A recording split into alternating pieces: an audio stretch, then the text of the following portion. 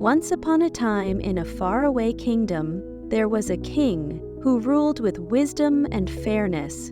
By his side stood his most trusted advisor, a clever minister who always had the right answers.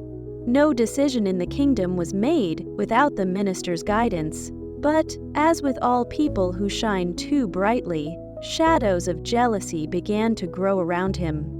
Whispers filled the court about the minister's son. "He's nothing like his father," said one nobleman. "Foolish boy," sneered another. "No sense at all."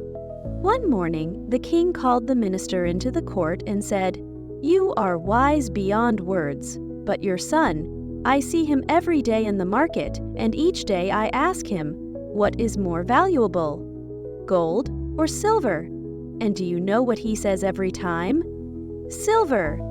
The court burst into laughter. The minister's face turned red, not with anger, but with hurt. Without saying a word, he returned home and called his son. "My son," he asked gently, "what is more valuable, gold or silver?"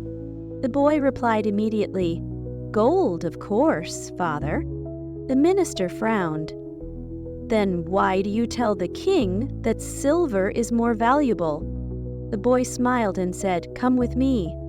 He led his father to a wooden box hidden beneath his bed. When the minister opened it, he gasped. It was filled with silver coins, dozens upon dozens of them. "Every morning the king places a gold coin and a silver coin in front of me," the boy explained. "He asks me to choose the more valuable one. I choose the silver coin. He laughs and walks away." "But why?" the minister asked. "Because if I ever choose the gold coin and say it's more valuable," said the boy, "the game will end. The king will stop asking me, and I'll stop getting a silver coin every morning." The minister stared at his son, and then he did something no one expected. He laughed. He laughed with pride, admiration, and love. In the court, they called his son foolish, but now the minister knew the truth. His son was playing a longer, wiser game. The moral: sometimes wisdom doesn't shout, it whispers. People may laugh at you. They may call you foolish, lazy, or wrong. But if you know your path, if your heart is steady and your mind is clear, then let them laugh. The world often mocks what it doesn't understand. So be like the minister's son, quietly smart, calmly patient, and wisely focused.